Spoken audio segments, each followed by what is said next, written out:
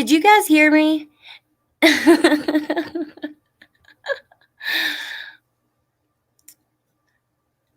If you heard me, let me know.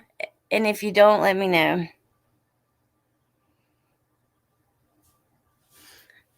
Oh my gosh. I was talking to you guys in chat and everything. So yeah, I don't think that a lot of people will come to this live. So it'll probably just be a few of us. But I think it'll be fun to watch with you guys and kind of get your opinions. Oh my gosh. Hi, Allison and Misty, Vicky, Danielle. Let me scroll up a little bit. I already said hi to you guys. I'm like, Crime Web, Marianne. It's so funny. I looked and it's like, I'm not used to doing it on the computer. And then I hear there's a little thing in the corner and it's like, you are not part of this stream. Add to stream. And I'm like, oh no. So yeah, this will be a slow live. Tomorrow, though, will probably be a pretty busy one. We are having a guy on who was in jail with Chris Watts. Now, he's a controversial person, and I understand why a lot of people have their feelings and all of that. But in August, he released some audio recordings of him calling, the FBI and TBI or CBI. I'm so used to TBI with summer, CBI, Colorado. And he says on Monday, he's releasing some more, which will be him with Tammy Lee and different things like that. He claims that Chris told him, Danielle, he claims that Chris told him, there's more to the case and everything. And I wanted to see if I could get him on to give us any details, before he releases the rest. So that will be a fun live tomorrow. Today, it's just going to be a lazy, I'm not going to be on camera, just watching this interview and talking smack about it. Hey, Shar. So I assume that most of you guys kind of know about Melanie Gibb. She was the best friend of Lori Vallow, and she was a big part of their little cult. She actually, when the kids first went missing and the police went to Lori's house, and to her house, she actually claimed that JJ was with her. And then I think that she got scared and she recorded a call with Lori to kind of show to the police that he actually was never with her. And we heard that call. But now they've done a dump. They've released all the interviews, which there's some interesting people. So I watched the first few minutes of this and I just thought, you are lying. She says, I'm just like, it's really hard for me to tell when people are lying and manipulating because I don't know how to lie and manipulate. I mean, those aren't her exact words. We'll see it in a second. But, Shar, thank you for coming. I know it's late there. Don't feel obligated to be here because I don't think many will be in chat. So it shouldn't be hard, but just because it's kind of something that I don't see a lot of people watching. But I want to watch it. I was going to watch it by myself, and I want to watch it and talk smack with y'all. So, let's see. Thank you for being here, though, Shar. I have like the most amazing mods and viewers, all of you guys. I'm so thankful for you. You get to see in the same names all the time, and you just feel this bond, and I love it. It's awesome. Hey, Wanda. Wanda Wonders. Okay, Shar, thank you. Yeah, so let's see. Let me share my screen, and I've already got it pulled up.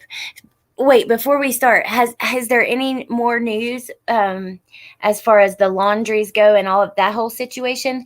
Oh, I love you, Allison. I do know that they're protesting there again and stuff. And I do believe that Molly Golightly's down there again. I'm just going to say it. I think Melanie Gibb is hoping to be the new wife of Maroney and wants to take Lori's place. She is a snake in the grass. Yes. What is going on with this Uber Eats?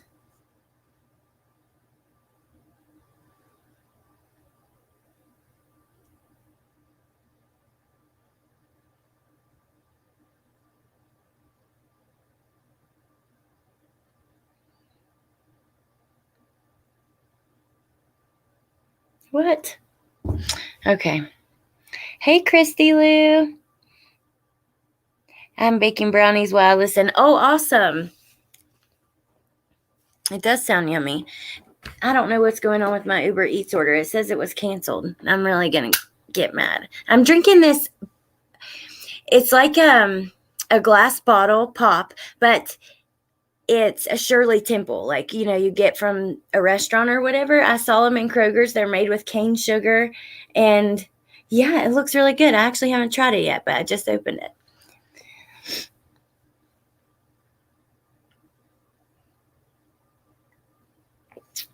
When Christopher Laundry was installing his Ring doorbell, I actually heard his voice say, I have to go get my mail. Oh, wow. Oh, you're having company tomorrow, Vicky? That's cool. Alex has amazing mods and us subscribers. Thank all of you. Personally can say I love the no dramas. Allison, you're awesome. I'm thankful to know you. I think you're a really great, amazing person with an awesome channel. Hang on. I'm going to put your link in here because, Allison, you are a natural. You really are. And I think that you could do great things with your channel. I know I'm subscribed. Where you change your name, though, when you type in TCA, it doesn't pop right up. So I have to go through my subscriber list. What's the point? I mean, some things, yeah. Okay, as far as drama goes, some things they have to be talked about, right?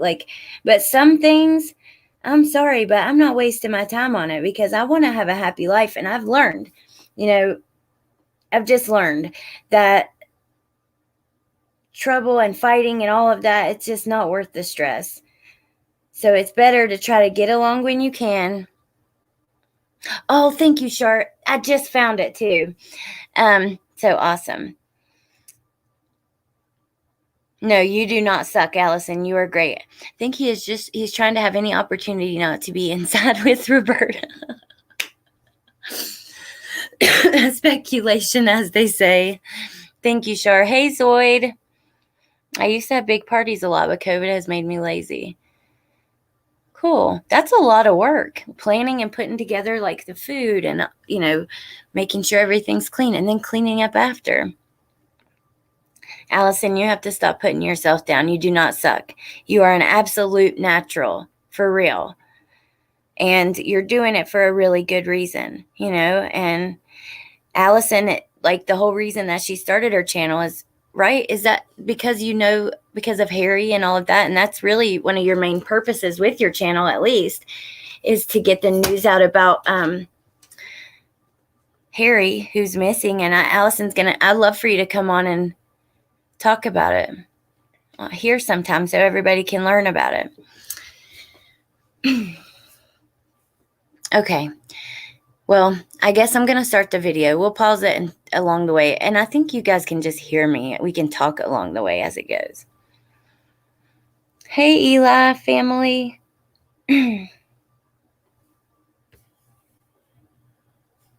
Thank you, Danielle. She's a good girl. Yeah, I do have the best mods on YouTube, Marianne. You're right. Absolutely. I'm so thankful that they come to help me and believe in me and support me. And every single one of my mods, they're just great people. She's saving her own self. She talks and talks in this interview. It was rumored the Laundry parents were headed. Oh, wow. Okay, let's get it started. And that way we can gossip about this video.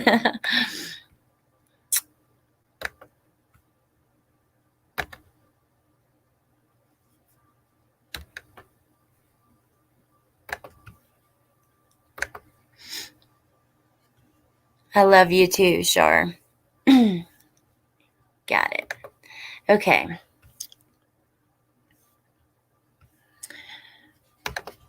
How does it look for you guys? So do it like this.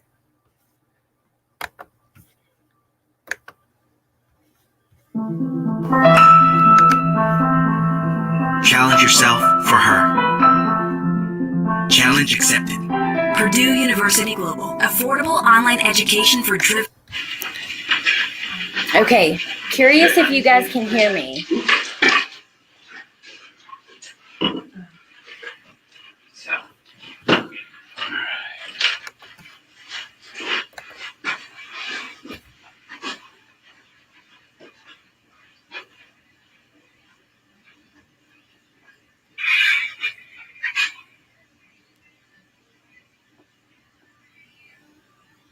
Sorry, I get off course easily. Oh, hey, Leave It to Bieber. Thank you for coming by. We're just being lazy watching this interview together. Leave It to Bieber has an awesome channel too. I'm going to link that as well. I'll get this one, Char. I appreciate it. I don't like I don't like when you have to rush and hurry to get something. So, you guys definitely subscribe to her. True Crime Channel talks a lot about recent current events in true crime and stuff.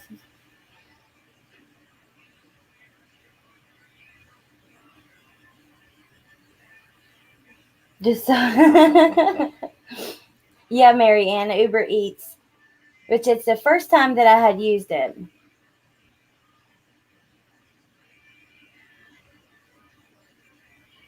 Harry Milligan, and I'm going to try and talk about his disappearance.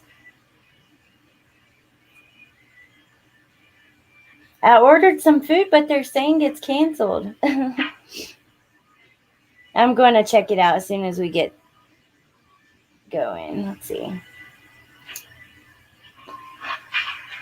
They definitely don't look like a barrel of laughs or a bowl of peaches to be around them. Too late, Alex. Oh, man. Hey, Broken Justice. We did it at the same time.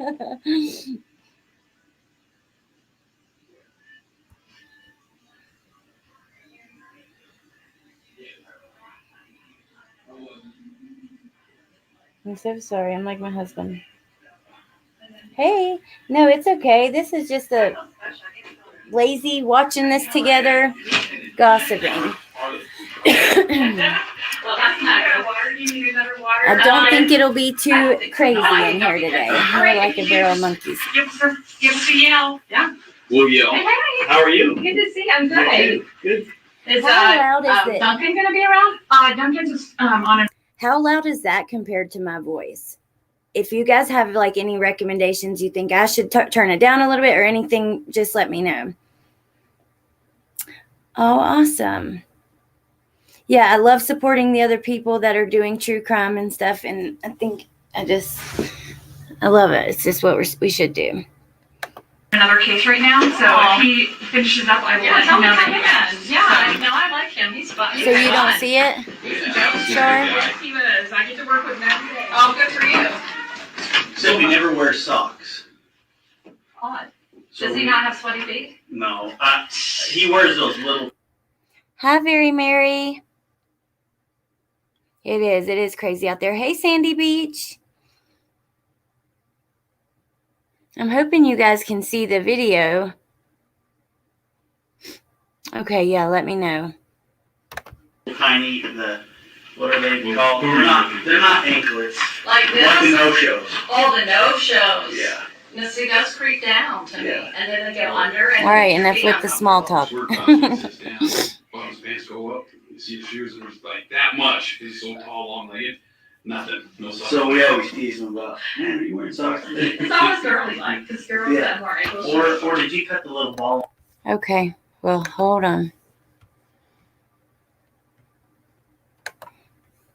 Not yet, but it's fine. What in the world? Okay, let's try this again. It's saying that I'm sharing it. Oh, I bet you I know why. I've got that overlay up, which would be over everything, probably. There we go. I'm sorry, you guys.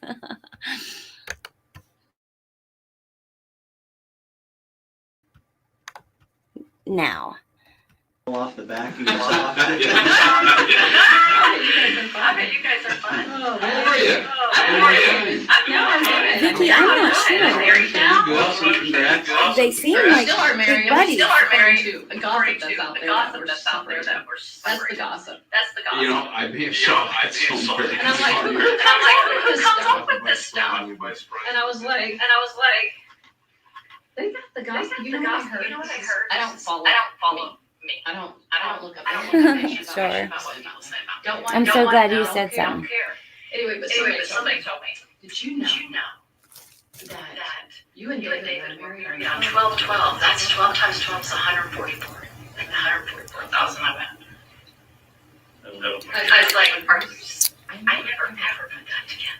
And it was Alan's death. Didn't even know it was his death. Didn't even know. Because I didn't memorize On the 12th of it. December. That's what they said. And I was like, Yeah, he did. I'm not going to know more than I know about myself. And I was It's like, crazy. It's crazy. people, you guys are like, Melanie is why do you spend your life looking at another person and gossiping about them? That is so bad. some people, and really with this case, they're so involved with it, is like, it seems like it's just consumed their lives. It's consuming. It's And addiction. they're always posting, they're always looking, always kind of these little things. Can you hear him? So gross. I don't know what else they're saying. I don't want to know. So I always tell people, don't tell me. Don't want to know what they're saying. Just leave me alone. So You talking to me, I'm Broken not sure. Justice? Isn't that great? So, I'll be there on Halloween. so, Dave's still up there in Utah? Yeah, and he said that if he wanted to, he was going to come down. So this was. Wait, this says Chandler. Hold on. The date on it is April 30th of 2021, which would be after. I think it was 2020. Time goes by so slow. It was June 9th. Hold on, let's see.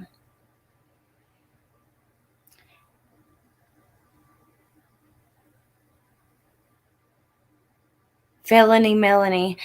Here, we'll keep it playing and I'll try to find out the details because that's important. I was thinking it was before, but now I'm thinking it was after they were found. I know that phone call, if you guys remember, I did a video playing portions of a phone call where she was taped by someone that she was friends with on Facebook. And in the phone call, she said some really awful things. It was disgusting. That changed my mind about her. And it was prior to the bodies being found. So I don't know. Help me with some moving. I decided, no, I'm keeping myself in storage for another month. Yeah. So It's after, yeah. I can call him. He's standing Okay, by. thank you, Zoid. Uh, I hope that's the date it was filmed. They were found, I think, Okay. June 9th of Yeah, 2020. I'll do what I can, but I don't really think I'm that useful. But he is a little bit. he's useful. He is useful because he's another witness. Yeah, he's useful. He's useful. But for some reason, I thought this was Rexburg and it's Chandler. So- But there may be an opportunity. Yeah. Chat with him, kind of like 2020. we're just trying to butt things up a little bit. June 9th of 2020. Cross these So eyes, and then prepare for what's possibly coming here in the near future. The trials. The trials. Anyway, so it's been a long time since we chatted, and then so in that period of time, Ray, myself, Benny, other detectives gone over quite a bit of stuff. Okay. And also quite a bit of stuff with you. So in going over that stuff and talking to other people, more questions come to mind that we may have not known back then. she does act teenager like. And okay, I'm so glad that you're here, Broken Justice, because you do like, psychology type stuff for work. So it's interesting to get that opinion. She seems to be having a lot of fun. She does. Okay. And so this is where it's important. We sit down and talk with you again and kind of get that all out in the open and try to figure out exactly what's happened here and what it was going on. Okay. Even,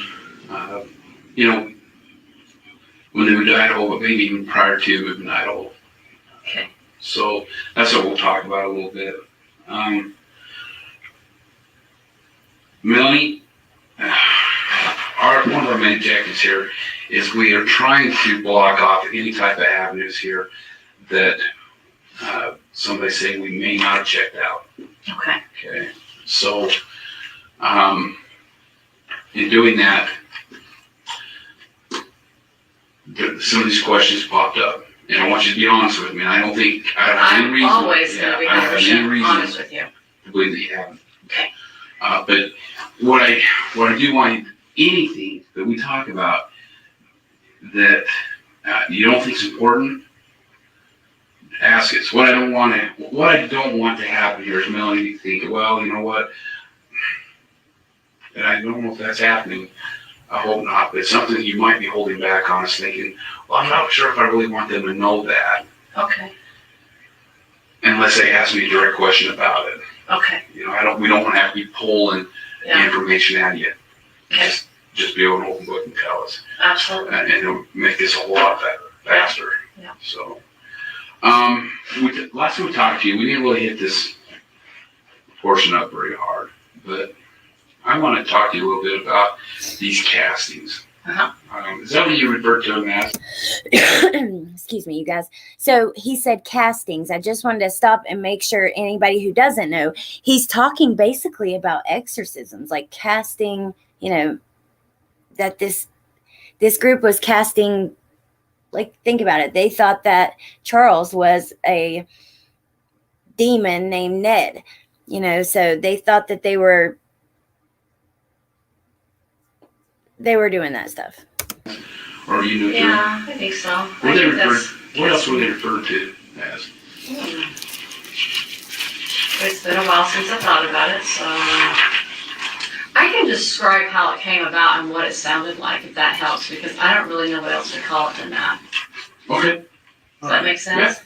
So the idea of casting out is to help evil spirits leave the body, right? That's the whole premise from Christ. Well, I've never heard of it being, okay, so I know Right, the so let's go back Christ to is Christ. casting out demons, and Yeah. I understand that. That's the premise, that's all it is. I mean, that's what the idea is to get, if there is an evil spirit in you, then you ask in the name of Christ that evil spirit leave. That's what it's about. Okay. So sometimes in my mind, I'm having a little trouble trying to picture this. Okay. But like, if I look at this, I'm like, such and such has a evil spirit in them. Yeah. I'm not sure I would call a group together to have a prayer and a casting. Yeah. Or if I would just, in my own personal prayer, say, Lord, Mhm. will you help this person out? Right. Um, I don't Amber. agree with it. But I want you to know that's what the idea. Anything I tell you, I don't agree with. But that's how it came about in the time. So how it started was this. We were in Sulima's house. Probably in January. I don't know how to remember the date other than I was trying to think of sequences, Okay. So there was Christina and Nicole. Remember them? Mhm. And Serena was there. I was there, Sulima was there, and Lori was there. And maybe Sulima's daughter might have been in the house, but I don't remember. Hey, Coda Mini Colors. And so she was talking to everybody about that Charles now had this evil spirit in him, okay? So that was kind of what they were talking about. Okay, tell me about that evil spirit. Did the evil spirit have a name? Yeah, remember we talked about it. It's the Ned guy. Right. That's what they Okay. said he was. And he was this Ned person, okay? All right. Hey, Yenny. So she's kind of talking to the girls, and they're all kind of talking about what's going on. And she's like, I don't know what we're supposed to do about this. How do we get, how do I do this? I don't understand what this is. So nobody has any information about casting out at this point.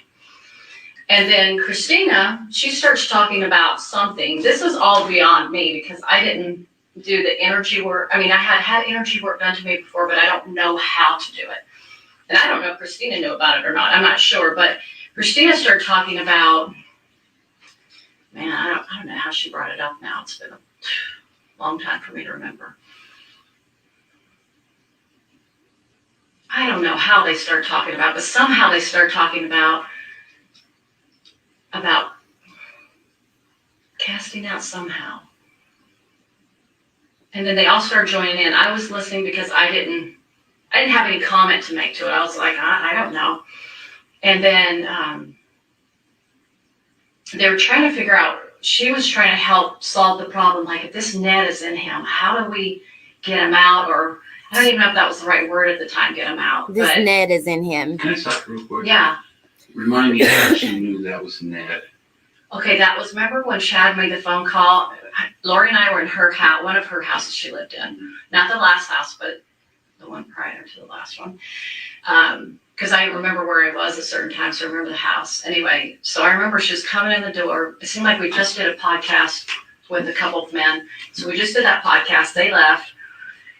And Chad calls and says, hey, I want to let you know that I did some research and figured out that this Ned oh, it's been a while since I thought about this. Yeah, that's right. I'm Ned, talking about. yeah, you even forgetting details. It's been 2 years, right? Or something like that. Oh wow, you got So to go in Ned, and yeah, look. Schneider, thank you. And Ned Schneider is in him. And she was taken back a little bit because it was a new concept for her. She didn't know about that this could happen. So this was introduced from Chad. Absolutely 100% sure of that. Okay. So then she was ruminating over that idea for a while. They were talking. How are you 100% sure that was introduced by Chad? Because I'm watching them talk on the phone, and after that conversation, she shares with me, this is what Chad just shared with me. All right. And so she didn't look like she made it up because she had never talked that way before. She never said anything like, hey, there's an evil spirit, and that never occurred to her. So when she first told me, I could tell she was like trying to absorb it. It looked like it was new for her. And so so that's where it came from. And so I'm sure they had a lot of conversations, which I wasn't privy to.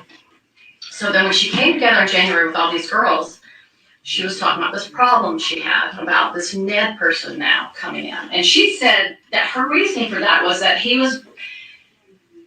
Satan was breaking eternal law, and that he could now do this, like he had some kind of power to do this. And so now these evil spirits are able to get into these bodies. So if we use you as an example, Ron is no longer Ron, he's, Phil. And Phil comes in and he is right. Now I'm really dealing with Phil. I'm not really dealing with Ron anymore. Because Ron's gone. Ron's gone. He went to the spirit world or whatever, someplace, right? And so anyway, as we talked around the girl, they were trying to figure out, well, how do we do this? How do we get the spirit out? So they sat there and talked about it. And a lot of the wording that they used, which I can't recall all of it, but it had to do with features that they learned from energy work.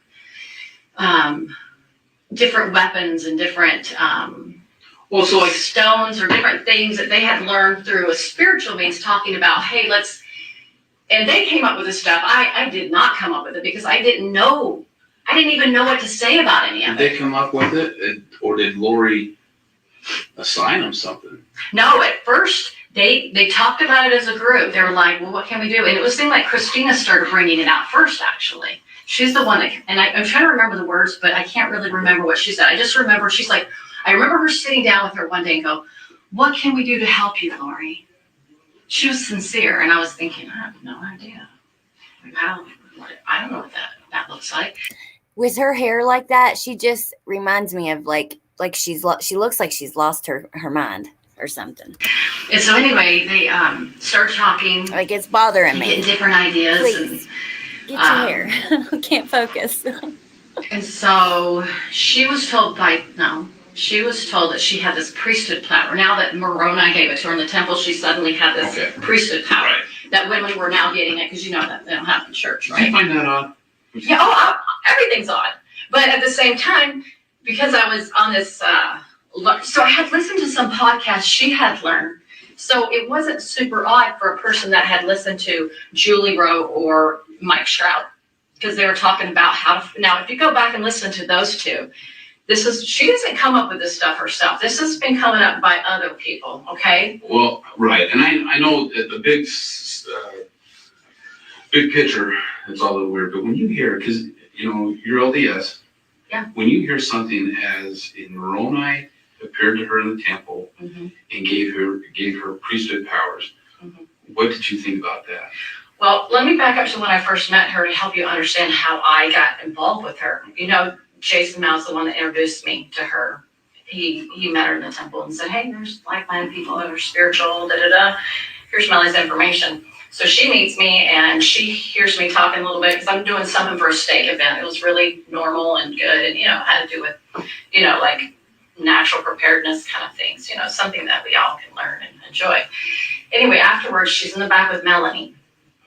And then I came out, and then she came out, and Melanie was still in there because there was other classes going on. And she was just so excited to meet me.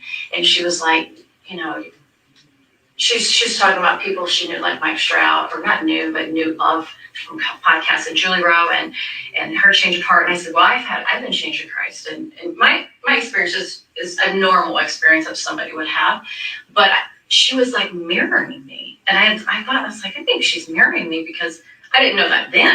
I didn't know her, so I would have no way of knowing. But anyway, she was like, "Oh, I have been changed by Christ," and I said, "Well, I have too." And it wasn't in a more significant way than maybe what I experienced at church. It was a beautiful experience that I had. And so, but there was nothing odd about it. It was just beautiful, you know? Mm-hmm. And so she said that she had the same, and she was super excited.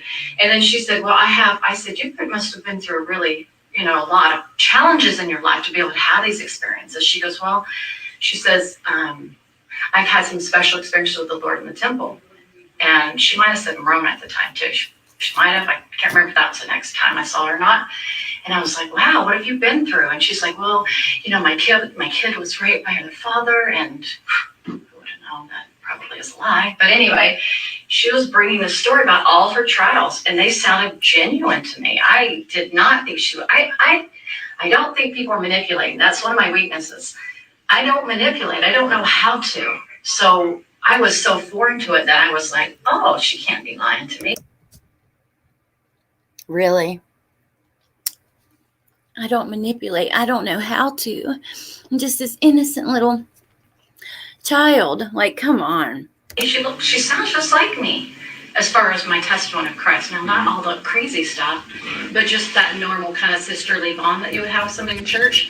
So then she tells me, well, because we had listened to Mike Stroud, he talked about 144,000 and about how people are going to be called to help be instruments in God's hands of bringing people together, like the lost tribes and different things in the last days. And so she says, well, I've had these experiences, and I know that I'm part of the 144,000. I'm going to mute this for a second, y'all, because I got to order a pizza since Uber Eats canceled my order. But I'll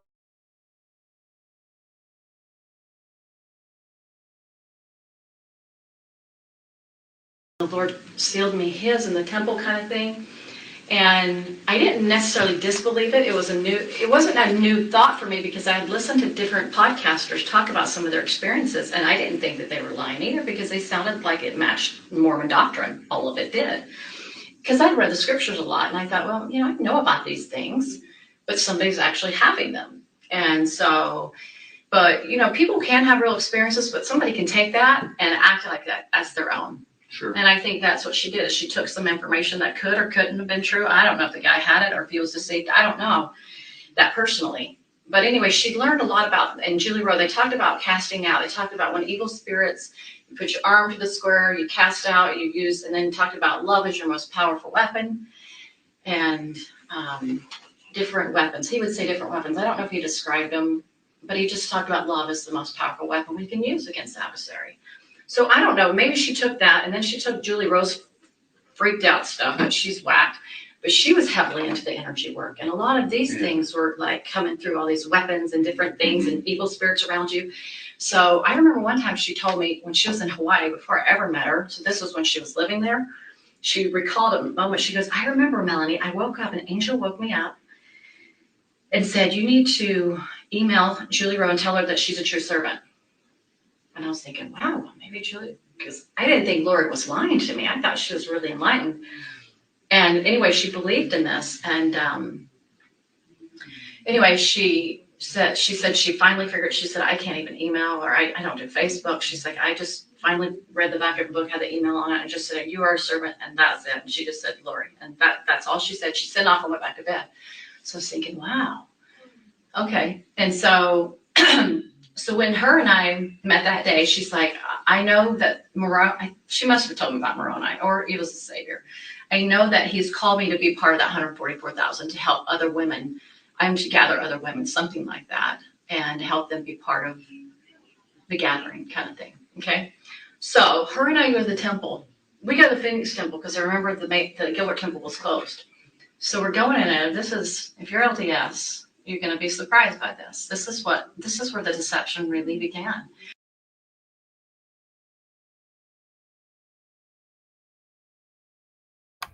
Okay, I'm back. I've got chicken Alfredo on the way from Pizza Hut and breadsticks. Before I start playing it again, though, I do want to say hi to the people in the chat who I haven't gotten to talk to yet. Mr. Positive, who I said hi to in chat. Humpty Dumpty's Broken Pieces. hello to you. And yeah, I think that's it. I didn't want to miss. I don't like missing comments. It is some bizarre stuff. Too much coffee for Mom. Melanie Gibb, that is hilarious, Amanda, and welcome. She is way out there, Allison. Oh my gosh. Okay. Now y'all can hear me. I'm going to go back to the video. Ready? Okay, my name Melanie. I brought their crap. Now I'm caught. I must plead out. I had a portal. It did not work. If I had, I'd be at Keiko's and the Turks.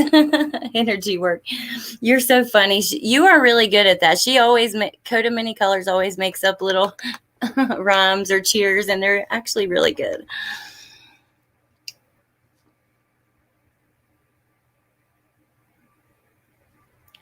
Thank you, Mr. Positive. Hey, the Blue Velvet River. Not to want a forehead slap, Melanie. Oh, happy birthday. Happy birthday, X the Eternal, because I'm not sure how to pronounce that.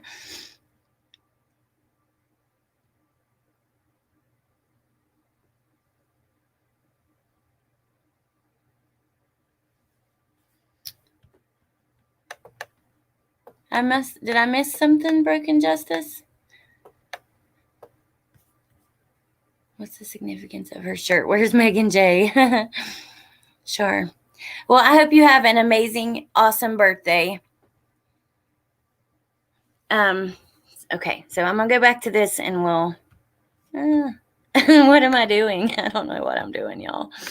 I go into the temple, and I'm going in the dressing room, we're getting our white clothes on, and she is in the dressing stall, and I come out and I stand behind. They have an arch window in the Phoenix Temple, right in the women's room, and I'm standing there, and all of a sudden I get this like heat all over my head, and I'm like, "What's that?" So I said, "Lori," she comes out. I said, "Feel my head," and she goes, "Oh, it's happening." And I was like, yeah, it's really hot on top of it. I didn't have a fever. Nowhere else on my body was hot. And it wasn't because the sun was coming through. It was really like this heat. And it lasted for, I don't know, like a minute or two. Mm-hmm. And she's like, wow, it's happening. I'm thinking, wow, that's pretty awesome. You know, I'm thinking that's good. And so anyway, we're going to a couple different rooms. I don't want to share too much because it's wonderful. Right. But anyway, she thinks that she has the power to ordain me at that point. To be part of this 144,000. And so she says a little prayer. That's her thing, her little prayers. And did she say where she got the keys to ordain you? Yeah, from the Lord himself and from her own eye. Herself in the temple, in the initiatories, in a certain location in the initiatories. And the interesting thing, I told this to Rob, the same place that Sulema said she saw the Lord was the same place he said. And I was like, how did that happen where she said the same place? And he goes, well, Melanie, people can have some psychological word. I don't remember what to call it. So the psychological word that she had this experience in there. And I was like, well, I never had anything like that. So I don't have the experience they do because I don't have visionary experiences. That's not me. That's not my gift. So I just assumed that because they had them, they knew more than me. Well, if they can see that, I can't see it. Maybe I don't doubt that people can have gifts like that. Mr. Positive, I'll have to check out your channel. So that was a bit on the odd side that happened to me in the temple. And I've asked other people that work in the temple and different things. They said, well, they can bring Satan in with them. I'm like, oh, yeah, they can. Mm-hmm. So that was sad. So that's where my confidence came from with her because I'm in the temple of my God. That happens to me. Sure. So I had to, you can imagine after all this happened, I had to read back and go think, and it's like, all those things you thought were revelation, get rid of them. Don't even remember. Don't go back to try to figure out, Heavenly Father, what happened here?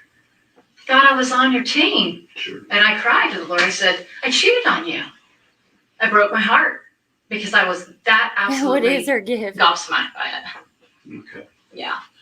So with these castings, and the first one you're involved in was at somebody's house, and I can't remember if they did it that night or the next day, or I don't remember, but it was Was it still Selena's house? Do you remember? Yeah, I think so, yeah. Yep, she For sure. is trying to distance And herself. was that just for Charles? Oh, absolutely, because that's the only person they knew had that issue at the time, according to their pretend revelation. I call it pretend because who knows what they're listening to. Describe to me how How they did how it? they did it. Okay, so they were trying to figure out first how to do it, and so they were all coming up with different ideas, and I wasn't familiar with their vernacular. They would say things like, like Melanie would coin the phrase, probably like some kind of Malachite. That's how I know or something. she's lying. Like Interesting, Malachite's a Amanda. gem. So they thought that gem had power. So you know how like in the chakra world people get into stones and stuff like that? They kind of brought that into that. So they thought that had the power. And then Those Malachi rings or the Malachi stone. well, she eventually got that. I Yeah, knew but she that was a hot yeah, like the Malachite stone. And then I remember Serena having a moment where she was like, we just need to ask, I don't know, it's a question. I remember it triggered something like, we need to ask permission for something. Anyway, sorry, it's been too long. And it was weird that something happened that night that was strange. Sulema and was it Serena? It's almost like they got attacked by an evil spirit. Like all of a sudden, The way he's holding his head, they're he's just talking, like, and all of a oh sudden my God. like she's like, I'm having a hard time. Hey, I'm like, Michelle. what is that about? And then Serena, it seemed like something happened to her where something happened to her. And Nicole, or maybe it was Nicole. I know Nicole had something with, Nicole's a sweet, gentle soul. If you ever met her. And she just all of a sudden got really depressed and really heavy and quiet. So anyway, they were obviously open in darkness anyway. So they would say, well, anytime darkness comes after you, it's because you're doing the right thing. So it's an oppositional idea, Sure. right? And so anyway, they would just basically, she would raise her arm to the square, Lori would, and then she would say through her priesthood power, which she believed she had the patriarchal power, which was higher than the Melchizedek power, okay? Sorry if this is confusing. I don't know. Yeah, I'm following you. He's following you. I'm patient. And Chad would help groom her into these beliefs and ideas. He would help her believe more and more, like, you're the most powerful woman in the world, whatever. And so anyway, they would just, each one of them had like a little something to say, like how they could help in a loving manner. It wasn't like an evil or a dark, like a yucky kind of a voice. It was, or I'm mad at you kind of a voice. It was like, come to the light, or, something like that. And so the only part I pitched in was my testimony of Jesus Christ. I didn't have anything else to offer than that, because I was like, well, Jesus did this, and look at what's his name, and look at Paul the apostle, and and I was just trying to share my little part, because I was like, all these people I know and I don't know. And so anyway, that's just how she did it. And so she would, and I think she kind of did it more on her own as she got more closer to Chad, and everybody's kind of started leaving the group, like Nicole and what's her name, Christina were out. Mm-hmm. And then Serena was out early. Thank goodness on their part they were out early.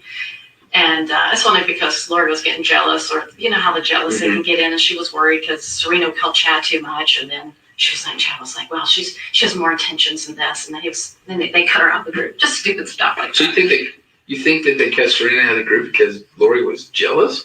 Well, I think he would say, this is how it started. He'd say, she keeps calling me. Serena keeps calling me, asking more and more questions, and then he would tell that to Lori.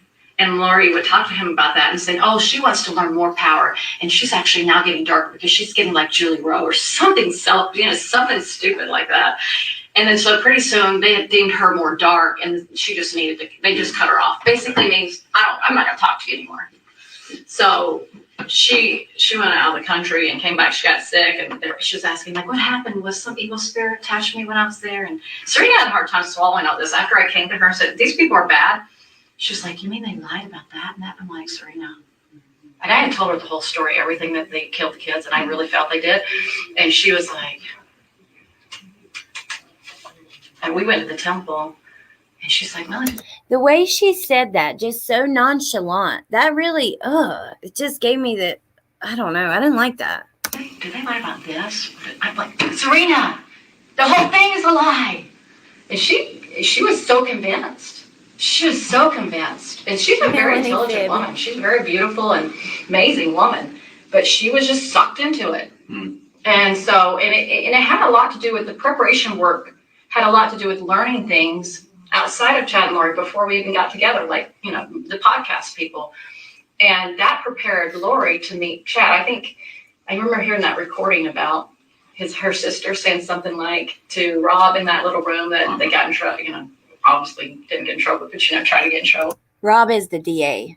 With the defendants. And she was saying, I think that her podcast, she named who the podcast people were, but I choose not to use the names of people on the internet openly.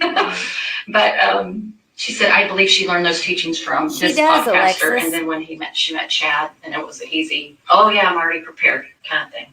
So that first day that they met, she was already prepared for Chad because of these podcasts that she'd been listening, which actually kind of got, went from Chad to this, Julie. So they kind of were connected a lot more ahead.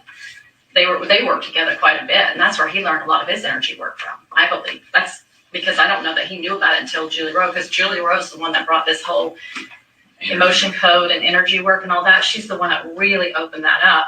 And then he switched from being with that one lady, Suzanne Freeman, and then he dumped her. I call it dump because he just kind of moved from one person to the other. And they went to Julie Rowe, and then he dumped Julie Rowe, and then he went to Lori. So he kind of kept doing this, probably for money. He's really into his books, so he wanted to make money. And I've learned that he made a lot of money off Julie books. I recently learned that, but from a good source. But so this is what the castings really were about, is to invite the spirit. Chad went from woman to woman to woman, yet he had a freaking wife.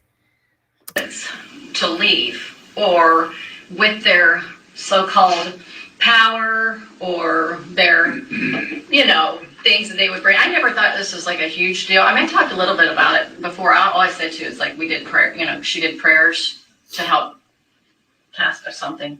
I don't know how I said it, but to me, it has no effect. There was no power in what she did, so it had nothing to do with anything because it was all by Satan. Now, when Julie Clement got involved, I remember one night we were at Lori's, the last house she was in before Charles died. I think he was still alive. And I remember they were doing a prayer, and Julie Clement and Sulema with their, energy, they both do energy work. They're saying, she's like, I saw this dragon, something like this. And I know Sulema said she saw that later, and I didn't see anything. So that's just what they imagined in their, I don't know, this, some evil spirit tricking them, something. How many castings do you? I don't know that she believes it. Because if you see right there, she's like, that's just what they imagined in their head. It's like she's almost going to say, she said, I didn't see it. That's just what they imagined. Oh, some evil spirit. I don't know. It just to me seems like she almost doesn't really believe it. And I don't know. That you were involved in? It's frustrating. Gosh, I don't know. I'd have to make a guess because I wouldn't know. What would you guess? Maybe 10? Maybe. I'm not sure. And they were just for chat, I think most of them were on Charles. And not the kids. And Tammy, I know they probably did. I don't know what they did with the kids. I don't have any idea on that part. I'm not sure on Tammy. Maybe. Let me ask you about Tammy then. Yeah. Was Chad there? Or was it just Lori? Well, they did. There was one, I can't remember who it was though. Sometimes these things, I don't remember all of it because sometimes I was often detached from a lot of it because I was involved in my own personal life. So I necessarily was. And I know I'm asking a lot for try to reach back and grab. Yeah, so we were in a circle, we were holding hands, and Charles had passed away, so it had to have been somebody else because Charles was dead. And Sulema, she started talking about that. She was into, moving the earth and the earthquakes and all that. You probably know that. She thought she had the power to do that. And I remember Chad and Lori said something, and I don't know if anybody else said anything. Well, I think she just doesn't believe it now, looking So back. Chad Maybe was I don't there. know. I really Oh, don't. yeah, know. yeah. Lori was there. Yep. And I think Melanie and Alex, Sulema, me and David. David doesn't remember any of it. You can ask him. He's blocked it, dude. He is so under blocked. He can't remember it. And this was after Charles died. This was right after he died when we had that little meeting. Remember how I said we got together one time in Charles's house? So that would be like But in July. probably. Yeah.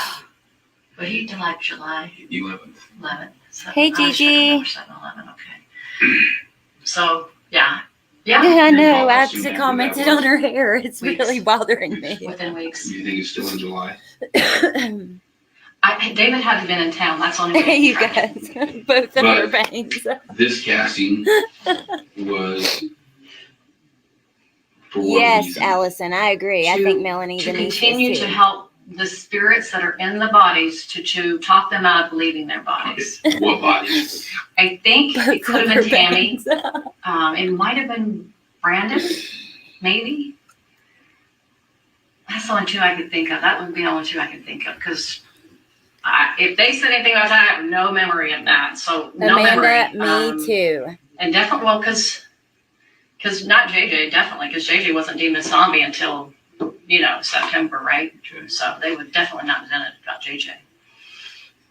So probably Tammy and Brandon, because they said Brandon was definitely in this high Well, level, dark. I don't want This you, high level I dark. appreciate you saying it was probably Yeah. Wanda. either one of these two or maybe both, but Yeah. I need you to remember who was the cast, who was trying to be casted. If it was both, Yes, she Fine, did, but- Allison. if it was just one. I know, it's, Why? I just. Think about it. I can't either. Oh, okay, Mr. Positive. So, do you remember in the news, Lori Vallow, a woman from Idaho, she had 2 missing kids, and it was all over the news for a while. This is her best friend, and they were in this like religious cult. And yeah, they found her 2 kids in her new husband's yard, buried. And his wife had passed away. There's a lot of people that lost their life.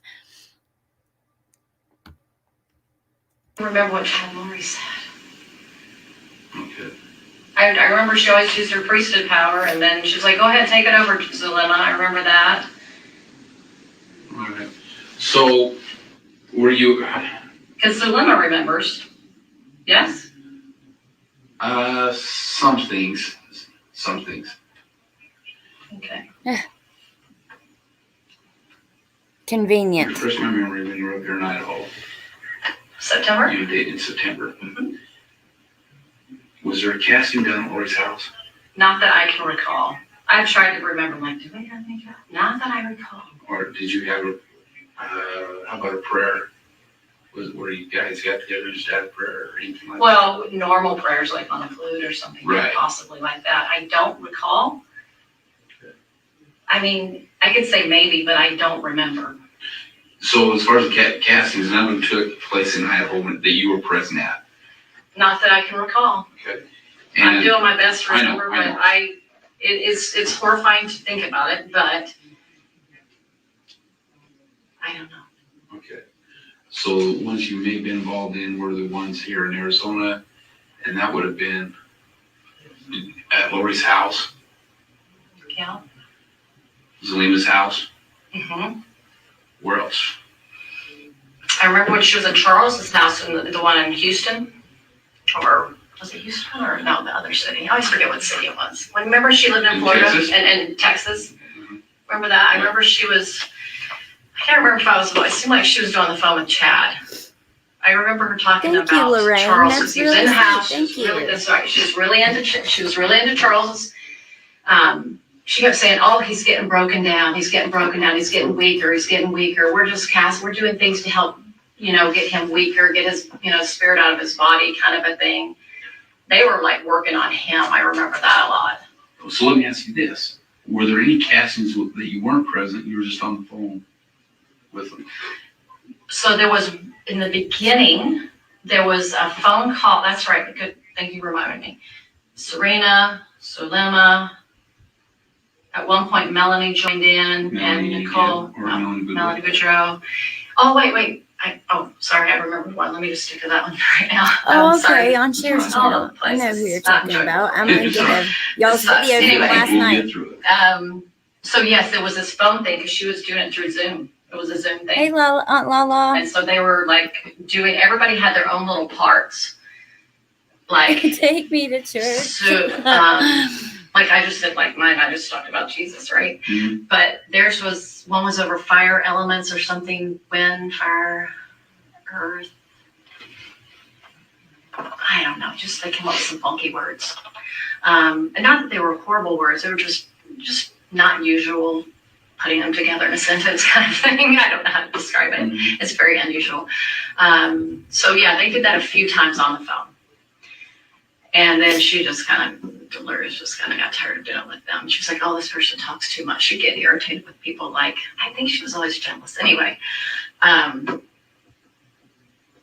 so yeah, that was on the phone. And I don't know how many times, but I'd say a handful, maybe they tried it maybe 2 or 3 times, maybe. I don't know. And then one time, okay, so you know the house she moved in the first time, Alex's house, right after she left Charles the first time. Mhm. She went to Alex's house for a while. She had Serena on the phone, and Melanie was new to it, and she really didn't know what was going on. So it was the first time Melanie was exposed to it. And I remember we were holding hands, and I remember she said, my hands got really hot and they got really cold. I was like, okay, not my experience, right? And then Serena kind of related to that. They were talking on the phone. And that was the night she came up with this idea, this map thing of zombies in the world. Arizona, Utah, Idaho, da. And then she's like, okay, Chad says, and she'd be on the phone, how many zombies in this state? She called him by name, Chad. I knew she was talking to him. How'd you know he was talking to him? Oh, I just did. I just did. I mean, I just did. I don't know. I knew it. Called him by name? I'm sure she did, but I just know she was talking to him. Who else was she going to get this information from? I don't know. No, she was into him. She my was God. way into Chad. She's like just having way too much fun. It's so like listening to her is just like, and then she's just like giddy, like, I don't like that. Why are you so happy to be here? Do you understand what's happened? Do you understand how many people lost their lives? And that's why you're here? Now your best buddy's sitting in the mental institution and Chad's in jail? I mean, it's not a party. Infatuated with him big time. There was nobody else she could ever talk to about it. Nobody else could have given her that information. Nobody. I guarantee it was nobody else. I just know it was him only. That's nerves. Who else is she gonna call? She doesn't know anybody that talks like Chad. She didn't know anybody. She wasn't friends with these podcasters. She didn't even know Julie Rowe. She never met You her. might be right there, but So, anyway, and I could have maybe possibly heard his voice if she had a speaker sometime. I'm sure that happened at times. So I knew it was them talking. And I probably, she was on the phone a lot, in the car a lot. She was talking to him, and I just knew she was talking to him. And so, anyway, he would say, okay, there's, I don't know, grab a number, 100 in this state, something in this state, and then throughout the whole world. And so he got this, like, these people, or these entities are in other people's bodies. So her idea was, it was for her to get rid of the zombies. The idea was for her thought she had the power to cast it out. She's saying the name of whatever, and with her power. And then he would check. Oh, there's none left in the state. So anyway, that's how she did. So anyway, I remember that conversation was kind of going on that night. And then I don't know the heck they were talking about that night. I don't know who. I'm sure it was Charles. And I think it was probably for the world too. It probably was. And anyway, everybody was just holding hands. And Violet, I think you're right. anyway, they all said their little, whatever they could come up with, they think of that would help encourage the spirit to leave, or encourage them. And it wasn't done it didn't seem like it was done out of any unkindness or anything like that. It was just a matter of, if you were to invite somebody to leave. I think they started using different weapons that had light in them to help that, encouraged that spirit to come out of the body by those words. But it had no power. So I haven't worried about it since I left Lori. I was like, she didn't have any power. She can't hurt me. I'm not worried about her. So obviously I didn't believe in it to the level of worrying about my life, right? So that's kind of it. I mean, I told y'all. you know, is there something you're kind of She looking at didn't that might even help fully you? believe Well, I really want to just dive into these. Yeah, to kind of understand that. Chopping broccoli. Yeah. That's funny. Too. My understanding, and we may hit a little bit on this in our first interview, but my understanding is that the spirits, in order for the spirit to be taken out of the body, has to be casted out. However, if that body is or the spirit in that body is a certain darkness, just casting them out doesn't prevent it From coming back out. from coming. Yeah, absolutely. So, and there's certain ways that that body can be destroyed. Body or the spirit? Or spirit. I don't know if it can be destroyed. The spirit? I don't know if they can be destroyed. I don't like the Father You never heard destroys anything? spirits. Okay. Oh, I'm not saying they Wonder believe why, that. I'm just Michelle? saying you and I personally, I don't think they Yeah. can be Well, that's destroyed. okay. We'll do it. When we talked about this, I'm trying to, Okay, I wasn't sure. yeah, I'm Okay. trying to dive into their world. Okay, there we go. Sorry, because Mr. you're Positive, I sharing agree. personal, so okay. So, yeah. Yeah. I don't think that they thought they could destroy them either, though. They were just trying to get them to the point where, I don't If know, I maybe had they a wanted dark spirit in a body, Yeah, I mean a dark spirit. Yeah. And that body, or excuse me, that spirit is cast out of that body. What enters that body next?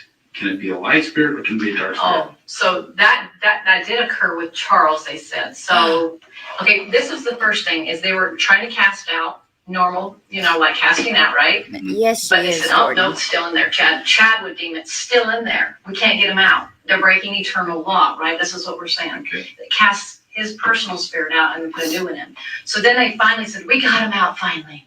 Through our priesthood powers, we got him out. Now, who's the next one? Garrett? Garrett was the next one that came into Charles. What? This was supposed to be a more advanced, darker spirit. Okay, so if Yeah, if according the to body- them. if the Wow, body keeps you receiving guys. dark spirit. Yeah. In order, I does that haven't body seen have to be this. destroyed? Oh, no, not, see, they were learning. It was a never figured out. This was Chad pretending more and more along the way, is my opinion now. It's like, he was just like, okay, that didn't work, but what can I come up with to keep Lori happy, right? And let me just figure this out and come up with, I don't know if he even played all the way through, because Lori was so pushy about being with him. And I think he was so infatuated, which you and I both know he was with her. I think he just got listening to this more while you creative in work. his darkness. Woo. And I think it just went on line by line by line. I don't think that's my Don't work too feeling. hard. I could be wrong. Maybe he had the whole, some people say, oh, you know, a writer, you know, knows the end of it. I don't know. All right, so let me ask you this then. With these castings, we know that, I think we know, it was with Charles. They tried casting Charles. Yeah. They, at one point, tried casting Brandon. I think so. It feels familiar. I'll just say that. Because they deemed him as really dark after, right about the time, probably either right after Charles died, because then they were trying to help Melanie, because now she would go hooks into Melanie. She got totally taken out by Lori. And Brandon is all these things. And he's now, not only is he dark, he's actually, we found out more about him. So first he's this. Oh, wait, we discovered more about him. Now now we know he's actually a high level. He's like up there with Hitler kind of thing, right? And yeah, Did they ever say that? he was one of the Hitler crowd. He was one of the group that associated with Hitler. Mm-hmm. Was it? Yeah, did you know that? I must have missed that somewhere. Yeah, well, you're not missing much. But Tammy. Oh my God. Oh, so Tammy was, let's see. So for those of you who don't know, they were talking about Lori's husband, who they took his life. And now they're going to talk about Tammy, which is Chad's wife. She also lost her life. That's a good one, because that one's different. Because she was sweet, right? Mm-hmm. No, it was at the very, no, it must have not been Tammy then. Well, But that's a good thing. Thank you, because I got to route it around. Tammy what would they have said about her? Because she didn't have an evil spirit in her. So then at the very end, she did. And who? Because it was, she probably told me like once, so it's not like there was a lot of time spent on Tammy, that, to my knowledge. What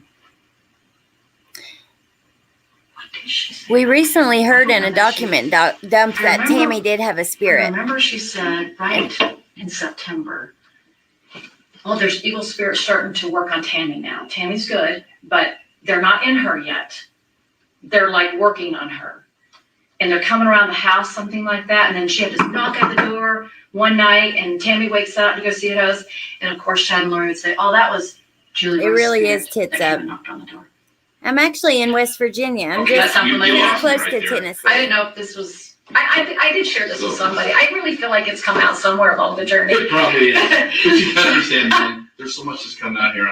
Sometimes we have trouble keeping straight. I don't blame you. That's why I keep saying, call me if you have like a brain cramp. Melanie can help me sort me out because I can at least I've got my memory. Oh, yeah, that's why we're here. I know, but I was just saying, Have when fun you're at your going party, through stuff Mary and you're Ann. going through all this stuff you need to keep it collective, ask me because I'm going to tell the truth. Nobody's going to tell it like me. All right. So tell me again about the knocking on the door. So something about one night there was this is what Chad would tell Lori, that Tammy woke up to a knock at the door, and then he would say, maybe to Julie, I don't know. I mean, to his wife, I don't know. But he said, she told me that he said it was Julie's spirit knocking at the door. That's what woke her up. So that was one indication. And it seemed like there could have been other things I can't recall. But she just said, I felt this feeling of like they were kind of like around her house as evil spirits. That's what it felt like when she was telling me. So I get how you feel things, you picture it, but you don't have the words to describe it. That these evil spirits are now trying to get a hold of her. Oh, and then she says she's starting to question if he's seeing somebody else. Lori was. Or No, Tammy. Tammy, Tammy that's was, what she right. could tell. So that's how they knew the evil spirits were in her, is because now she was starting to, and I don't remember what she said, something like, are you seeing another woman? Something maybe like that. Do you know when that was? Yeah, that was that time we went September, that weekend I was up there. She would tell me that when I was in her apartment. Lori told you that. Yeah, and that was when she was telling that I JJ. think we did know that. Yeah, everything I can remember, I tried my best to as fresh as I could. Yeah, I did share. I feel like I shared it. It feels super familiar me sharing that. Anyway, so, but she didn't tell me when she got in her spirit. I think after she died. Coat of many colors. So I didn't know. And I don't know that she ever said who was. Allison, yeah. She was trying to describe it, but I don't even remember what she I said. know things, but I didn't do it exactly. Yeah. Let's go back to the castings, because we're kind of getting just sidetracked just a little bit. Okay. So back to the castings. You participated in about 10 of them, and then some over the phone, roughly. Something like that. They were mostly on Charles, if I can remember, if not all of them. There might have been a few that weren't, but it felt like they were, if not all Charles. And Lori would start it, and you would go around the Always. room. Casting demons out of Lori's husband. Each person would say I have something. something to say. Describe to me, let's say we're in the casting, what would you say? I would say, so they would always refer to the evil spirit. So if it was Ned, they'd say, All by name. and I can't remember if I said Ned's name or not. From the I neck don't know. up. But anyway, I just say, Jesus Christ is your Savior. Come to Him and remember that you can always repent and come to Him. So it was my testimony of the repentance and the power of the Savior. That was what I'd say. So I'd say, just like I referred to Paul the awesome, Apostle, that Danielle. he went through hard time and he came to the Lord. Sounds and he was good. totally forgiven. And that you can come to the light side. It was all done with love. To me, I felt love when I said it. I wasn't doing it in a way that I was angry or upset or any negative. Like, I like Charles, so it wasn't like I was against anybody. So you would say that. Yeah, and then somebody else would, and then they would move on to the next person. Okay. And so a person she's would just say, minimizing it all. Oh gosh. So what was your And I gift liked that Charles. brought you into that circle? What was your gift? Because each person in the circle had a gift. Nobody right? really had a gift until they stepped. It seems like they had a gift all of a sudden when they stepped into the circle. Does that make sense? Like, there was no gift outside of it except for Sulema. Sulema seemed to be the one that had the gift of moving the earth, because she seemed the visionary stuff she could see. So she was the only one that I knew of that had that kind of gift. Do you remember Lori giving anybody assignments? Okay, you be water, you be fire. Yeah, a little bit. As she started to learn it more. but that probably backed off after a while because she stopped. You know, like I said, she got rid of some people in the group.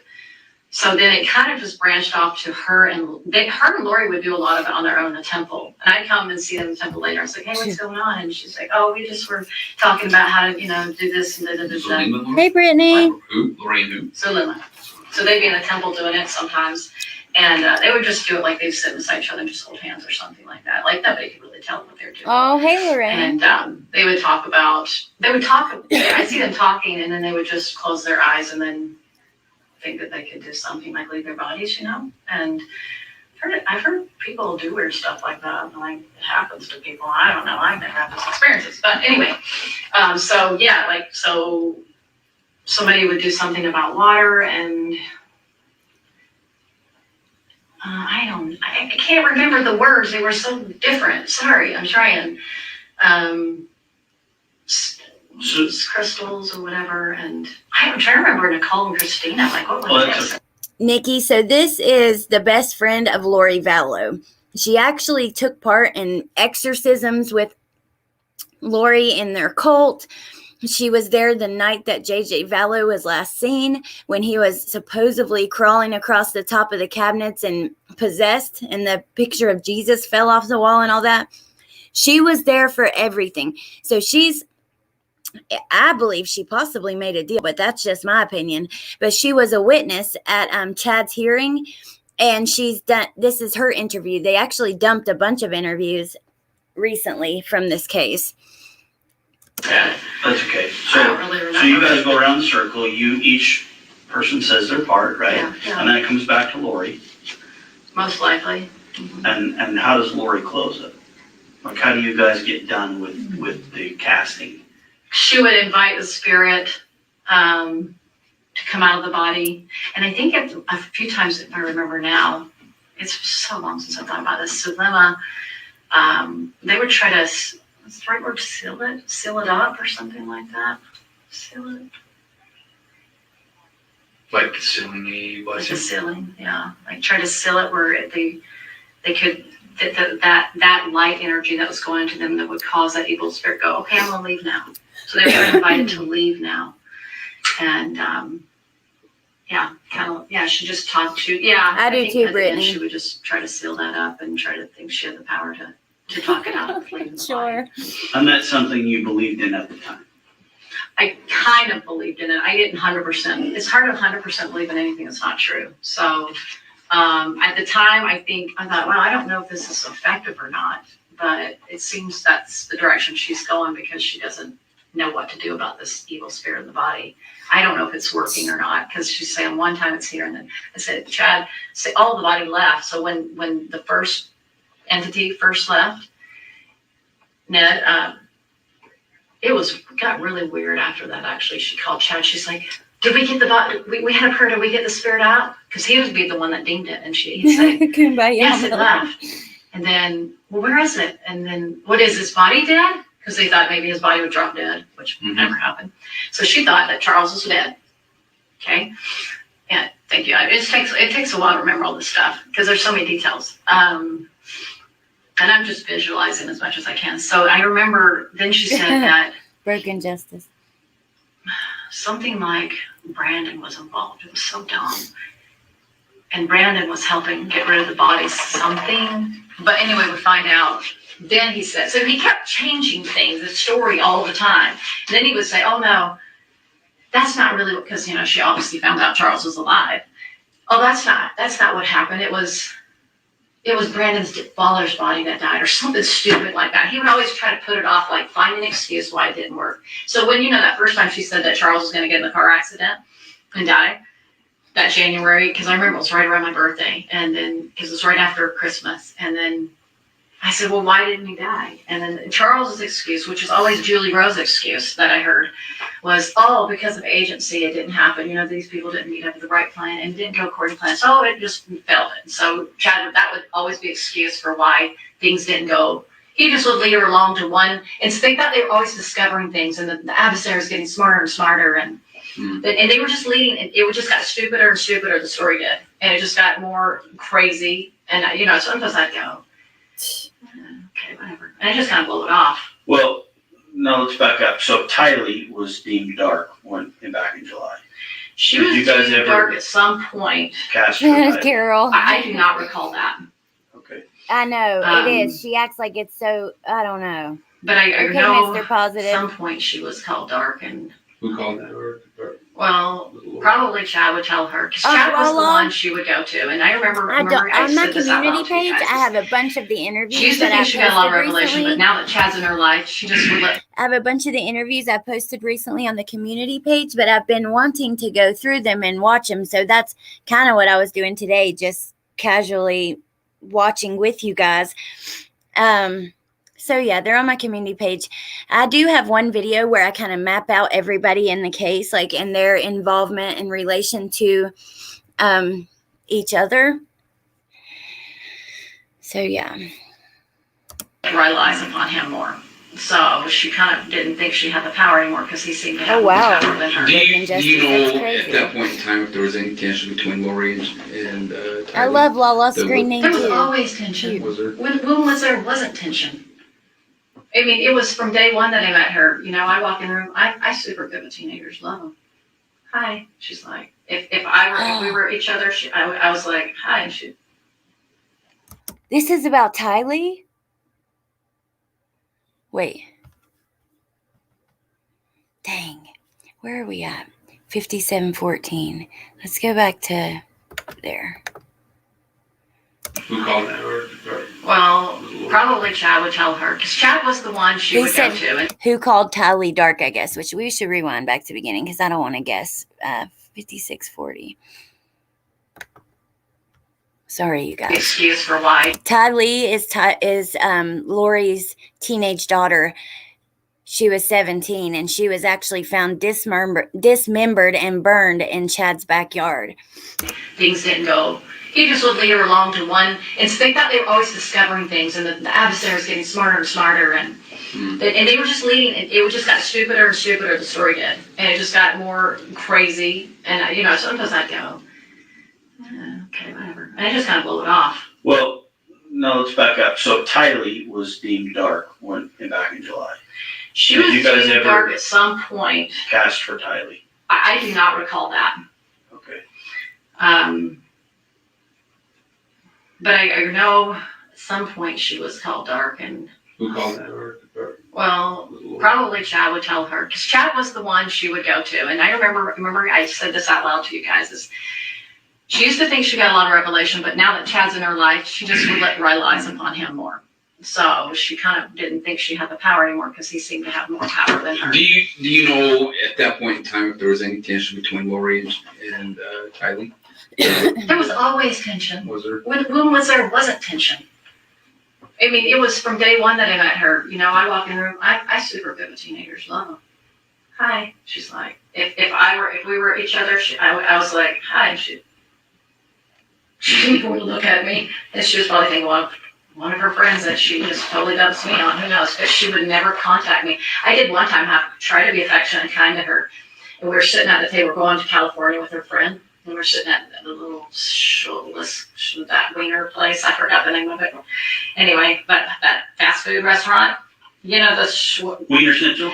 well, not that one, Schlotsky's? Yes, I don't even know how to say it. We were there. She said it was one of her favorite places. I like food. Yeah. See, she said she was big on food. You know, she So liked fast funny. food if you didn't know that she did. Oh God, this And is so we were so sitting there, infuriating. and I just, just like try to put like Tiny's hair. You know, it's kind of, women just do that kind of stuff. And I just pulled her hair up, and she was like, you know what I mean? I was like, and I didn't take it personally. I knew her mom was her mom. Like, she had a rough life. I was like, whatever. And I think it upset Lori. That kind of upset her.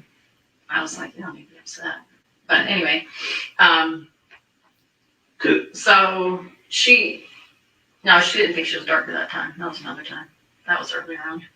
And I know this stuff, bringing it up can be kind of embarrassing to think that Oh, yeah. I actually bought into some of that stuff. Absolutely, it is. But it's super important that, Oh that if you God. did buy into it, you let us know. Because we've recovered text messages Yeah. and conversations between you and Lori Sure. or you and Zulima and Yeah. things like that. So there's some things where it shows that you actually believe that Charles was a zombie. Well, like I said, To a certain level, I believe it. Just like I don't know Sulema. why she Remember me didn't like asking her Tylee. We the don't last really time I know. saw We them, just know I that said they to didn't him get along. directly. He's like, and this was just to show you where my beliefs were and Sulema's. I said, I'm not 100%. Now, here we're not influenced by Chad and Lori because they're not in the room. This is us three now at home without You, their influence. And Alex. No. So here we're in Sulema's home. And I remember he's sitting right by the door and she's in the kitchen and I'm right here. And I go, 100% of the zombie thing, I'm still not 100%. Okay? So that's what I said. So he goes, 100%. And then she goes, I'm still getting my answers on that. She goes, I'm still not 100%. So that's what our conversation. Now, to me, if she said that, that means she didn't know that they died or they were whatever, they're missing or whatever. I don't think she was privy to that because of her comment there. She didn't seem like she knew what was going on to them. But this was after that they had moved direction. Oh my God. I mean, this was like a few weeks before he died. So this was what? Charles. No, Alex. This is right before Alex died. Yeah, so this is The after last they time I moved to seen him. Rexburg, they came back. Yeah, this is after they went to Rexburg and they already were married. They just got married. Sulema and Thank you guys for and everything. Alex. So Oh my when God. I say, yeah, I went along with the text because I was trying to believe in it, and I was trying to, but there was always that little part of me that was like, you're going to have that. You're going to have that doubt until you ever had doubts about something, but you go along with it for a while because you kind of, and then you're like, So I'm not denying that because I told you I was gullible. So that, it's just that I didn't 100% believe in it. I love that he called her out like that. Like, I know it's kind of embarrassing, but if you did believe it, we see all your text messages. Like, come on now. I never 100% believed in anything, but she would so convincingly, Like, she'd come around and she would just like make you try to believe it more. You know what I mean? It's like when you have something, you ever try to believe in something and you keep talking about it to keep convincing yourself of it? Multi-levels are great at that. You're just trying to talk yourself into it. And so, but the 100% was never there, even though it made it sound like it. Even Lori doubted it. Because she made a few comments and I remember her seemed like she could have been in the last house she lived in when Charles died in. If he's a Satan, he's a good one. Or maybe she was in Texas too. It was one of those. So I'm just saying, how do you 100% believe in something that's not true? It's very difficult to. This time that you were with Alex, Sulema, and you. Panic mode at 100 right Where was now. that at? That was at Sulema's house. And did you have a conversation at that time with Lori and Chad? They were in the room. When was the last time I talked to them? Well, remember I was already coming down. I thought you said that you talked or you just got to talk to them or something. No, I said we weren't talking to them, so we weren't in their conversation. Like we were just talking to three of us. Oh, okay. So I want to make that clear that they weren't under our influence. They weren't trying to influence us. I was trying to say we three got to talk without them in the room, which really. Because they left? No, but they were wherever they were. Okay. I don't know where they were. And it wasn't that you hadn't been on earlier with any phone conversation or anything? The only phone call that I shared with everybody, which is the truth, is when I was coming down from Utah. Remember, it was the Thanksgiving time. And remember I said I did the three-way call and I called them to say, hey, let's say a prayer. I'm worried about them. Sulema got on the phone call. She didn't really seem like she understood what was going on. Because I asked Laura, I'm like, does she know what's going on? She's like, oh yeah, she lied. Anyway, so when I was listening to someone, I was like, I don't think she understands what's going on. I got that feeling. She's like, what is this about? I just want to make sure that. So that was the last conversation I had with her. Okay. Was that conversation on the phone when I prayed, when I had a prayer. I was worried about, they said the kids were With being Lori. kidnapped. Yeah. Okay. Well, actually, I was in the car with David, so he heard it because we had it on the speaker thing. Right. And so anyway, so that was that conversation. And then it got busy for me. I was doing Thanksgiving. And then I went over to their house. And anyway, it was the last time I saw him. And he said, I 100% believe in it, Melanie. Yeah. And so this is the thing is I think because he 100% believed in it, he had to, because at this point he had probably killed the kids, is my guess. He probably did it. I don't know. I'm guessing. Maybe you guys are guessing too. But he 100% believed it. And she didn't 100% believe it. Alex is who they're talking about, and that's Lori's brother, and he actually turned up dead too. So. And then when I called her, when I realized, oh, holy cow, I called her. I tried to talk to her. She was. Yes, Jordan. They did not do a there, podcast together. What do you mean by that? She just. I said to her, I said, Sulema, and I don't remember the full conversation because I was on fire in my mind, like, holy cow, right? I'm freaking out. But what I do remember is I said, there's something seriously wrong here. I said, the gut of my stomach says something's seriously wrong here. And she goes, that's just dark.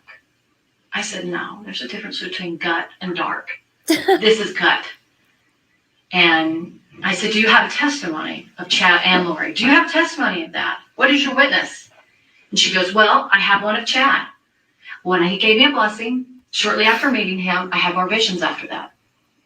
And she goes, I'll get my witness about Lori. And I said, well, I don't believe I don't know what I described it. I just described it. Thank you, Shar, so much. Go get and some I said, I'm rest. Thank you for hanging out with us and helping me out. I remember I talked to her maybe twice. And probably oh my God, Jordan, it is a lot. But you should, because it's interesting. And I said, is Alex on? Can Alex hear me?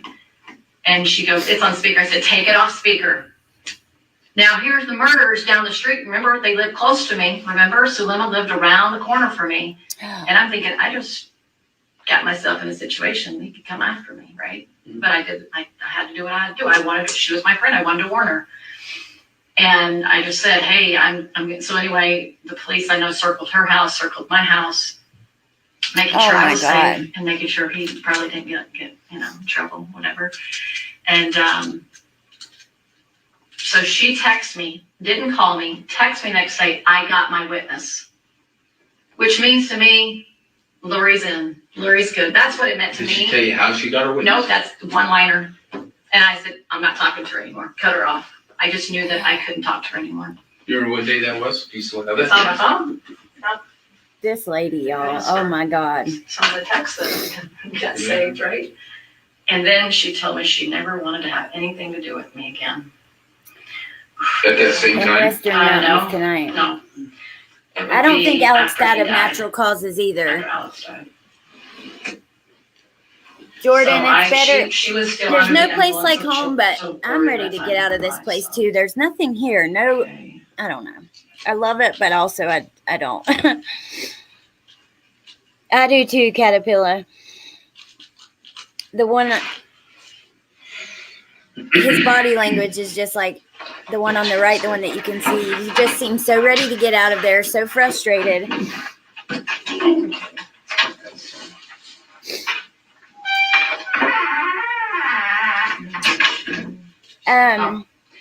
This is the Melanie Gibb case, Jackie. Or not Melanie Gibb, the Lori Vallow and Chad Daybell case. On December 6th? Yep. This is Lori's best friend, Melanie. Yeah, exactly, Carol. What is this? I used to feel bad for her, too. I got 2,000. There's a video, gosh, I wish I would have linked it before, that I did a few months ago, and I played clips of a phone call that was of hers she didn't know she was being recorded. And she just was so hateful towards those kids. And so, she called JJ a drug baby. And, oh, my God, she just, after that, I quit feeling sorry for her. Lady, you are not as innocent as you like to pretend that you are. $1,000 picked up from Melanie's piano. And she was out of town, so she said, can you collect the money for me? So I had this $2,000 cash. And she said, Mel asked us to get it for her. Or can we pick it up? What's easier for you? I said, I'm sorry, but I'm not home, and I'm not sure when I will be. I just text her as well. Maybe I can get it to her through PayPal. Just PayPal it to me. I can't right now because I don't have enough money in my account. Yeah, broken dishes, I agree. Let me know, thanks. Yet for Conval, the bishop told me what happened. I was so surprised. I don't know, Broken Justice. I know they both thought they had power. I'm so sorry. Words cannot express how I feel. I am extremely only surprised at your hypocrisy because of what you did. I didn't have to not only deal with my precious husband dying in my arms, you guys. but then when police ransacked Thank you, Jordan, for hanging out with us. My entire family. You are not my friend. You are not. Have a good night. Or anyone in my family ever again. I want you to pay the $2,000 you owe as soon as possible. Go to the map and I forget that. Hopefully there'll be a better live tomorrow. So That's you can more like understand I'll what be I'm on talking camera and we'll So- have Then a I just guest told and her we'll be Is she having just some, mad not just because hanging you out and phone called watching. us? Is that why she's mad? And she thinks that God's pointed towards Alex's direction? I guess. She knew I was going to the police. That day was December 16th.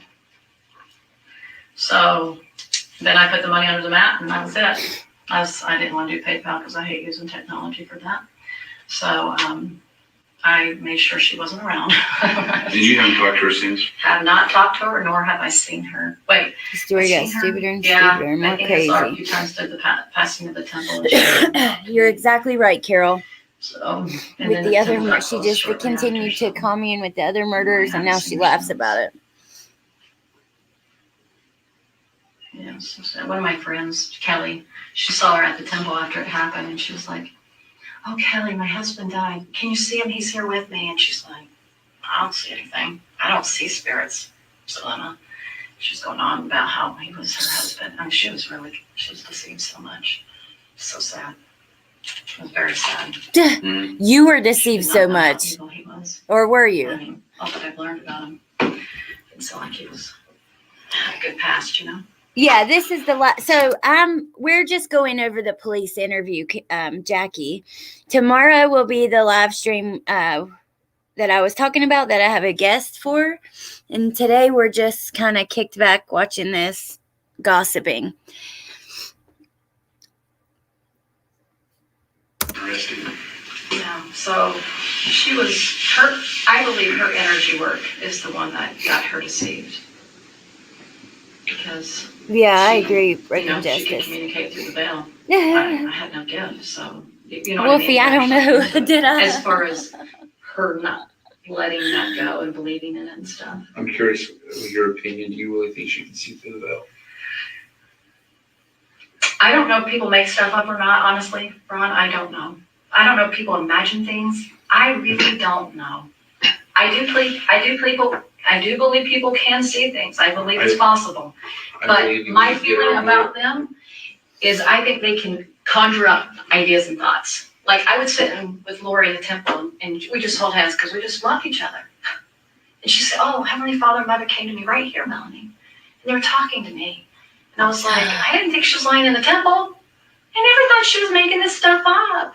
I was like, but on the eternal thing, I think So that who God was wanted so me to be a witness deceived? for all this, so. And that's a whole different Poor discussion, Zulema. but somebody I think you did. That would tell the truth. So, Pretty much, There was a baby part of me boss. that's She very acts like they're BFFs. because I don't think you're lying to me. I wouldn't make a very good police officer because I would think everybody was telling the truth that came in and see you. And then I learned more about my life, and I'm looking back at my former spouse. I'm going, oh, things I couldn't see before, and it's called deception or manipulation. I wasn't even aware of that. Like people do that. I didn't catch it because I don't know how to do it.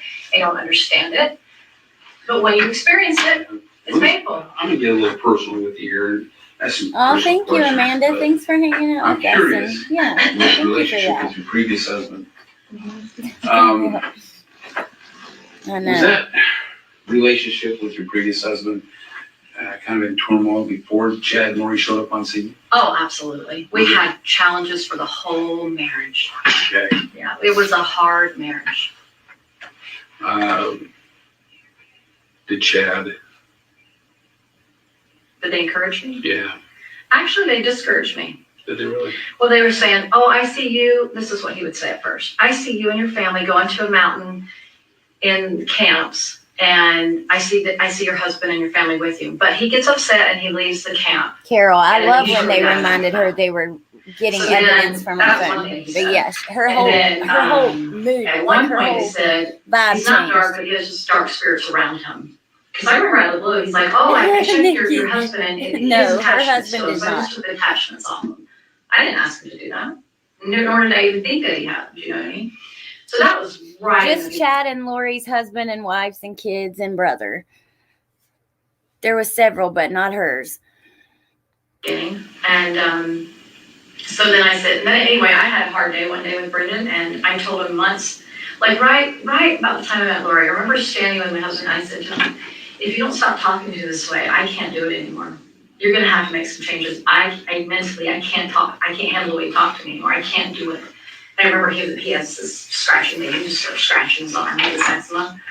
And I was, and then we had a discussion once, and I said, you see how you're talking to me? I said, that's the meaning. Do you understand that? He goes, that is? And I go, yeah, it is. I'm just trying to figure out, he always had his reasons. And then, anyway, so I went out for a walk one day, and I just said, do I have to stay in this marriage, Heavenly Father? I can't do this anymore. It hurts my mind at this point. And I felt this peace come over me, and I was like, are you kidding me? So anyway, I tell Brendan, I fasted the whole day. I was like, I feel peace and I feel happy. I am so done. I was in so much pain. That's the reason why I came to know the Lord, because of how hard that relationship was. And I spent a lot of time repenting on. I mean, I spent a lot of time doing that. So anyway, I spent a lot of time doing that. So anyway, I said to her, that's so cool, I'm Ocean divorcing Angel. or something like that, and she was like, I'm divorcing Brendan or something like that. Exactly, She's Nikki. like, I don't know what she said. Danielle But I really remember did like one that. time going to the I said, but I remember one time going to the temple. I said, you should go back to him. Well, and she goes, no, I think you should go back to him. And I was like, yeah, I'm kind of sensing that too. Everything just hard, like he's getting upset, and then the kids are. So she was believe it or not, she encouraged me to go back to him, and then I got to the point where I was like, I got to do it. And actually, this is interesting. I told Brendan the whole story after I talked to all of you guys before he wanted to see enough face to face. I said, I want to tell you what happened. Because he's the father of my children. He needs to know these things. And I told him about child Lord's whole thing. Oh my gosh. He was shocked. He goes, well, good thing you divorced me. Because they probably would have tried to come after me like they came after Brandon. And I said, who knows? And I thought, wow, that was a statement of the year. I'm gonna ask a question, and I do so with a little bit of reserve because I don't want to sound too. Uh-oh. It's gonna be a weird question. Okay, Do you ever feel like Wonder what's happening, why it's all of a sudden echoing. Chad, there was ever a point in time that Chad was wanting to bring you into any type of relationship? I'm suddenly getting an echo. Huh. I don't know what to do. Didn't change anything. Oh my gosh, this is like, I just want to know what he's going to ask her. Is it echoing anymore? You guys let me know, because I don't want to keep it going if it is. Or, I think it stopped, didn't it?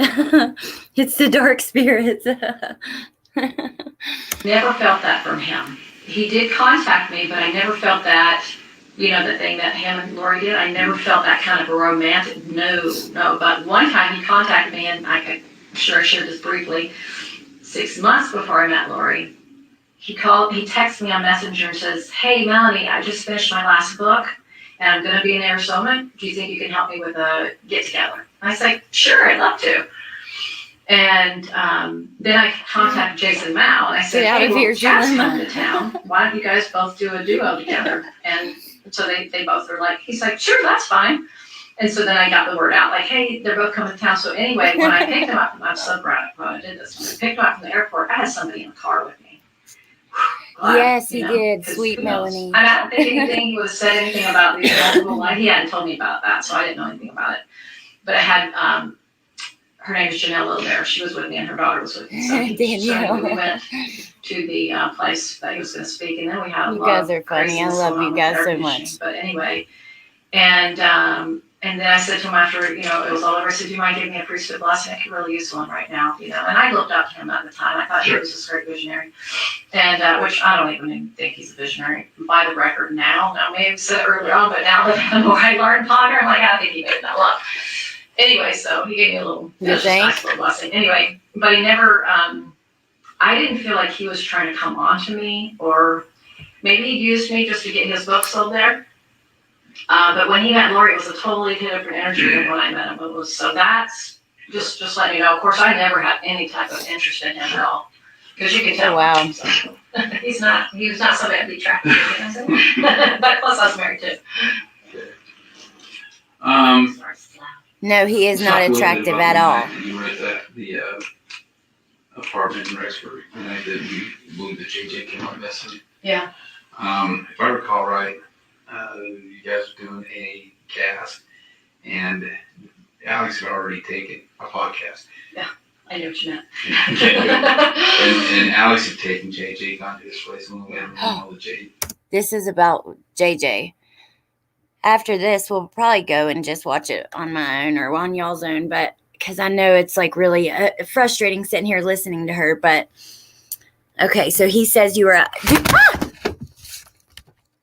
Sorry. Sorry, you guys. So he says y'all were doing a podcast and Alex was taking JJ, and I turned it up a little bit so we can hear. Maybe I shouldn't turn it up all the way, but right there. Then he brought JJ back. Yeah. And because I don't have any paperwork right in front of me, he went upstairs with JJ. Is that correct? Is that what I remember? Do you remember, like, you mean like when we were doing the podcast and they came in the door from the Yeah, sleeping? yeah. Yeah, I kind of did that way. So he goes upstairs. And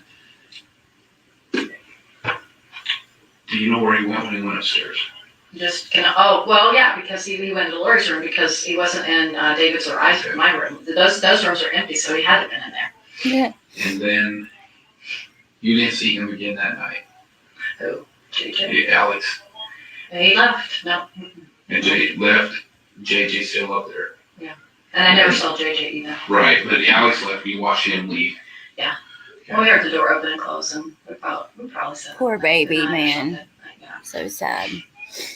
I mean, maybe. We're podcasting. Zulema Broken Justice is Alex's new wife. She's one of the people that Melanie was talking about in this that is like a psychic or spirit. You know, what do they call it? Energy work. She does energy work. Who knows? Do you We could have waited. I all don't know. see him walk out with JJ?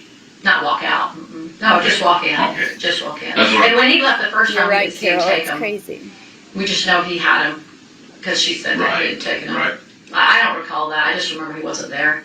But the time he left, Mm-hmm. so he brings JJ in, Mm-hmm. and then he leaves again. He did not take JJ out of the room or out of the apartment. Mm-hmm. Okay. So you get done with your podcast, everybody goes their separate way, and everybody goes to the bedrooms. And David, I recall David having his dream. He woke up. Yeah, funky. Did he come and get you and tell you? No, I was actually laying beside him when it happened. In which room? In JJ's official room. Okay. So he woke up and you're at the side of him. Yeah. And This guy watching her. tell me about what happened from there. His heart was beating.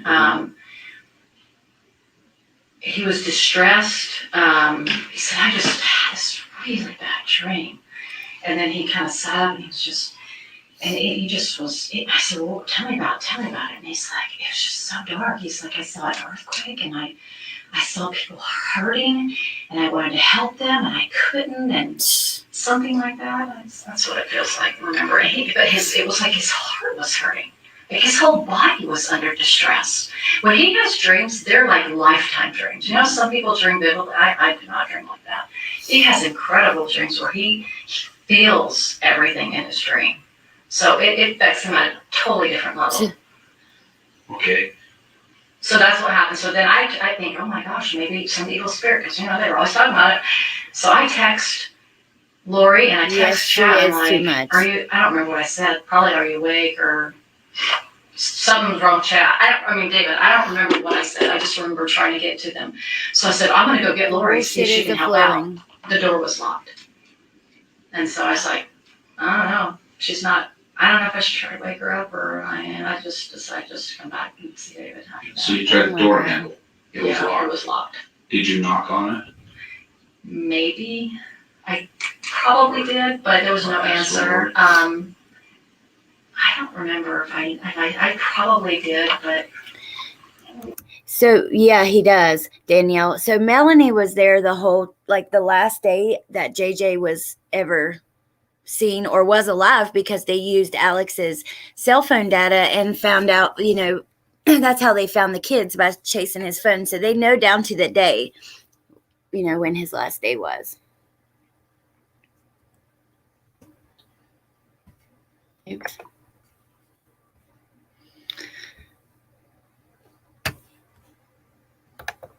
I don't know what I did, y'all. And texting her. And I think I tried calling him. I thought maybe he could help out. Neither one of them responded to me, as you probably could tell in the text. You probably saw that.